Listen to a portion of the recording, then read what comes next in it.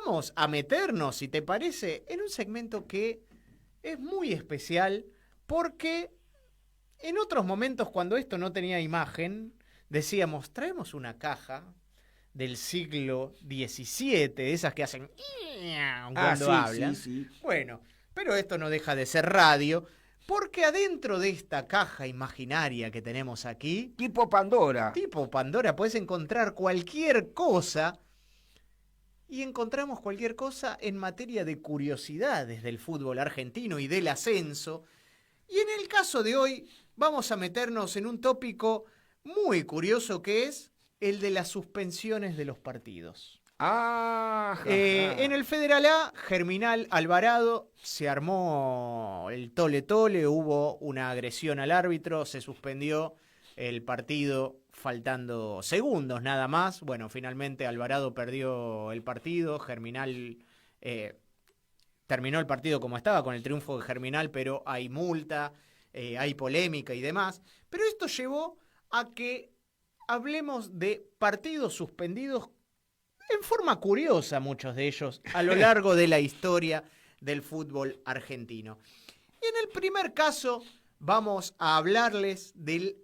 A ver, nos vamos a remontar a esta imagen que ustedes están viendo en este preciso momento en el canal de YouTube. Ustedes van a ver al planetario y ven un lindo dibujo de gente jugando con pantalones casi largos y camisas, ¿no? Arremangadas. Sí, señor. Porque nos vamos a ir al año 1867. Te fuiste un poco lejos. 1867...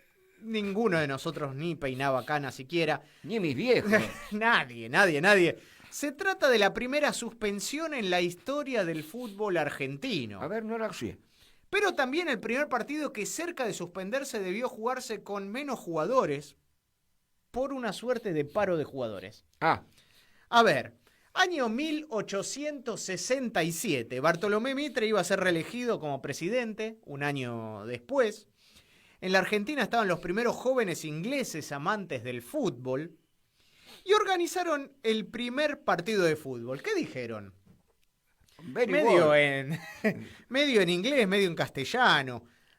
Hagamos el partido del 25 de mayo, que es feriado. Ninguno labura, dijeron. Bueno, ¿dónde jugamos? Y ahí, vamos, ahí por la zona de la Ribera, ¿te parece? Qué lindo aroma. Bueno. Era una zona inundable en ese momento. Primero, una intensa lluvia de ese 25 de mayo, como siempre, provocó la primera suspensión en la historia de nuestro fútbol. Se inundó todo, ya no quedaba lugar donde picar la pelota.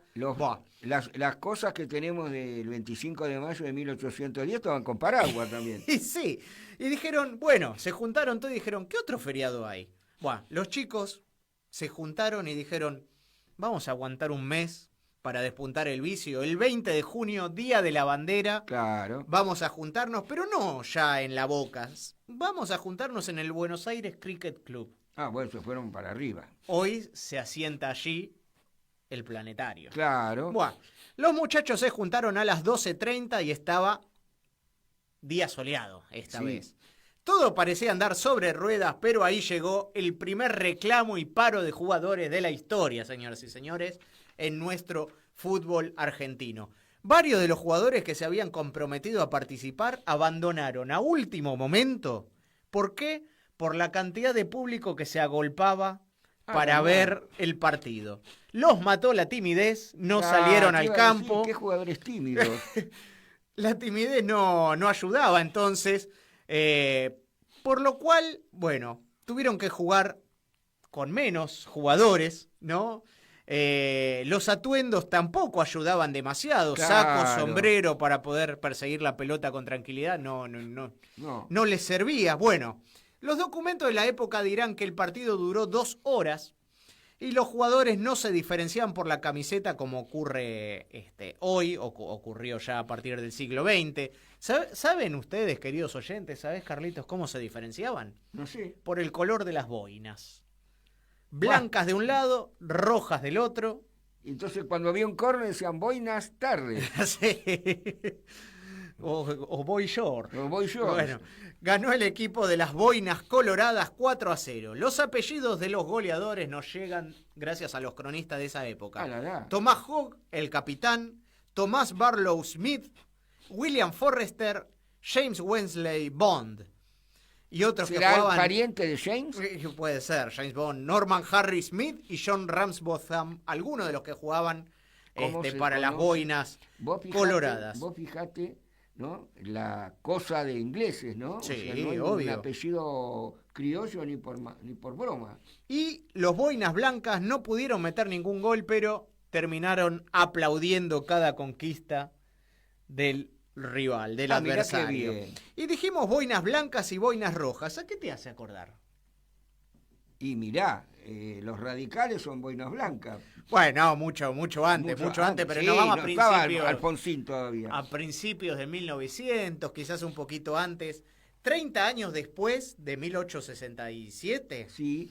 30 años después, 1897, los exalumnos del Buenos Aires English High School Mirá vos qué bien pronunciás. formaron un equipo que llamaron Alumni. ¡Ah! Y como ya sabemos, fue el gran campeón, multicampeón del fútbol argentino, y que tenían el colorado y el blanco, Mirá vos. simbólico razón. de esa primera Razón. vez, ¿no? Qué buen dato. Ese recuerdo de ese primer partido entonces suspendido en forma doble, aunque la segunda vez con menos jugadores terminaron jugando, pero 2 horas Y terminaron sí, metiéndole. un poco denso. Bueno, ¿Qué me contarías a vos? yo me voy a venir más acá Ajá. porque el partido que voy a contar lo presencié, lo viví, lo sufrí. La suspensión no se debió a lluvia, no se debió a que no se veían las camisetas o los colores de los clubes. La suspensión se ocurrió de la forma más delirante y curiosa habida y por haber. A ver. Final de un torneo que otorgaba un puesto para el Nacional B. Estamos hablando de la Primera B Metropolitana. Ganador de un torneo contra el ganador del otro. Partido jugado en cancha de Racing de Avellaneda, Sí. entre Estudiantes de Caseros, Estudiantes de Buenos Aires y Almirante Brown. Bueno, el partido se jugó, el que ganaba subía, la hinchada de Almirante Brown estaba arriba, lo que es era la visitante ahora en Racing, en esa época en Racing. La hinchada de Estudiantes de Buenos Aires estaba en la tribuna donde generalmente se ponían cuando ya la parte de arriba de Racing estaba cerrada los visitantes, la que da a Cordero. Sí. Y la hinchada de Brown, vos me vas a decir, ¿por qué la hinchada de Brown si estaba arriba? Porque era la época que estaban separados y se odiaban. Estaba contra el arco que da a lo que sería el Hospital Fiorito. Bueno, sí. Empieza el partido, a los 15 minutos de juego, penal para Almirante Brown. Sí. Lo van a patear en el arco donde estaba la hinchada de Brown. Y ahí se suspende el partido. Ah. ¿Me vas a decir los hinchas de Estudiantes hicieron lío? No, los hinchas de Estudiantes no hicieron ningún lío. Los líos lo hicieron los de la tribuna de arriba de Brown, atacando a los que estaban abajo. Empezaron primero con piedras. Sí. Cuando se acabaron las piedras pasaron a aparecer palos. Cuando se acabaron los palos, de la tribuna de arriba, créanmelo porque lo viví, tiraron con un puesto de panchos. No, un puesto de panchos. Un puesto de panchos de arriba cayó para abajo. Obviamente que los jugadores fueron toda la miércoles, encabezados por el árbitro, afuera. Y todos los periodistas que estábamos dentro de la cancha dijimos, sálvese quien pueda, ¿dónde nos metemos? Porque volaban piedras para todos lados. ¿Qué hizo el señor que está contando esta anécdota? ¿Qué hizo? Me puso entre medio de las marineritas, que eran las porristas de Almirante Brown. Fue el único sector del campo donde no voló, pero no una piedra, no voló, no sé, ni una miguita de pan, obviamente. Hay que cuidar a las chicas del club. El partido, para terminar el delirio, se terminó 3 días después, si mal no recuerdo, en una ciudad de la provincia de Buenos Aires. ¿Y cómo empezó ese partido suspendido? ¿Cómo? con el penal que tenía que patear Mirá. el jugador LeBron y que de última fue el gol que le dio a LeBron el ascenso.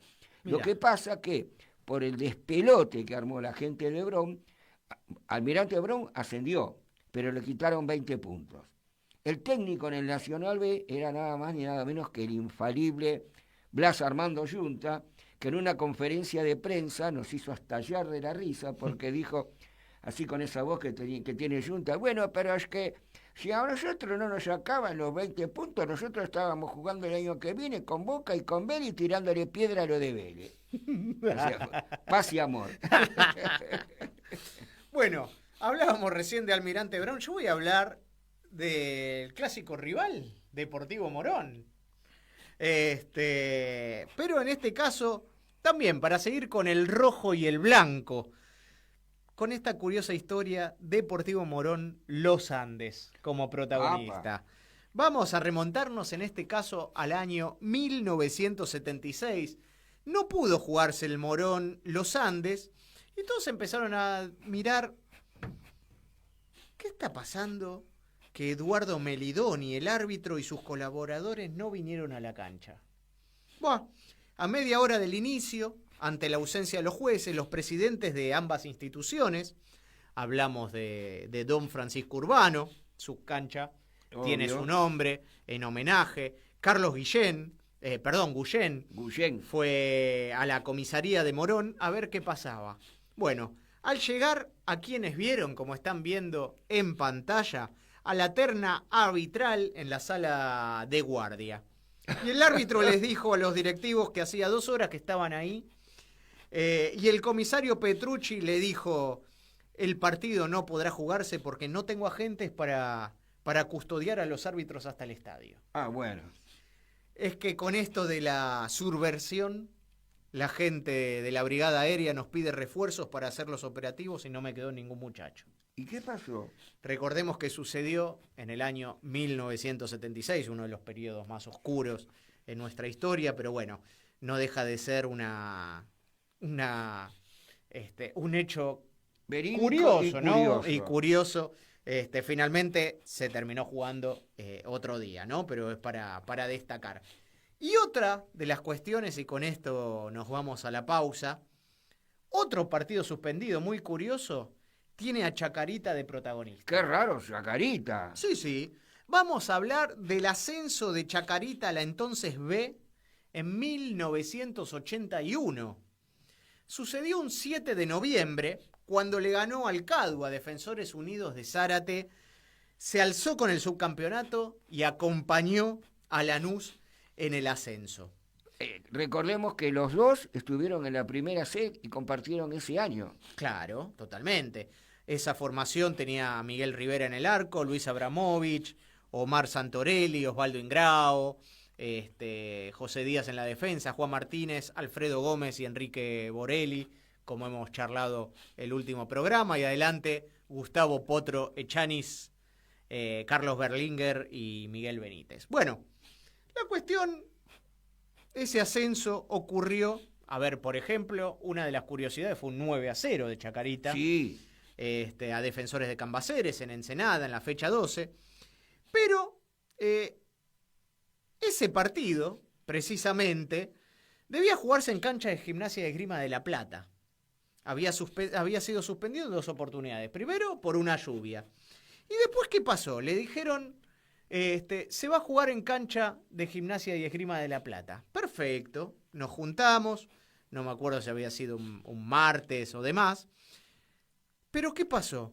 Llegaron los hinchas, llegaron los futbolistas, llegaron los árbitros y nadie pudo entrar porque la cancha estaba cerrada. No le dijeron que había que jugarse. Se olvidaron de avisarle a la gente del Lobo para que abrieran las puertas y encendieran las luces y todo lo que necesitaran. Nadie les comunicó, así que se tuvo que reprogramar por segunda vez el partido para jugar contra Defensores de Cambaceres. Se jugó entonces a la semana siguiente. ¿Puedo contar una cortita? Sí, dale. Resulta que se jugaba una semifinal para el torneo nacional. Uno de los semifinalistas era San Martín de Tucumán. Sí. El otro semifinalista era Douglas High de Pergamino. El primer partido había ganado Douglas 1-0 y todo el mundo decía, bueno, en Tucumán, en la Ciudadela, le pasamos por arriba.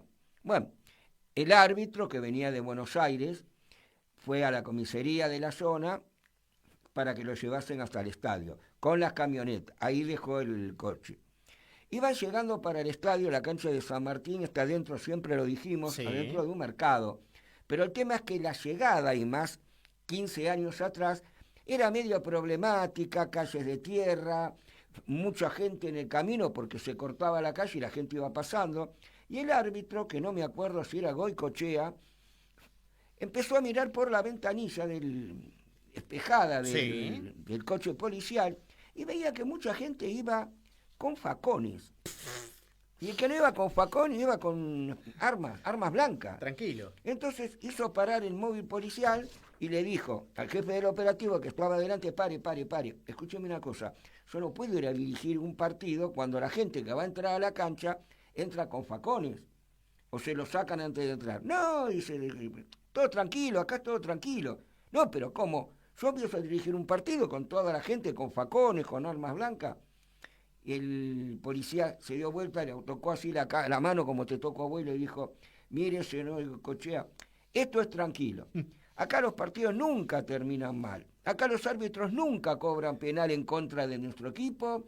Acá los equipos visitantes nunca ganan, ni ¿Entendió? festejan. Entonces, ¿qué hizo? ¿Fui claro? Le dijo, no puedo dirigir este partido. Adujo descompostura entre da la vuelta de AFA y todo eso. El partido se jugó 2 semanas después. Oh. Obviamente igual ganó San Martín de Tucumán, pero ya no con ese árbitro. No sé por qué me lo suponía. ¿Hacemos un bote tierra? Sí, el último. Y volvemos.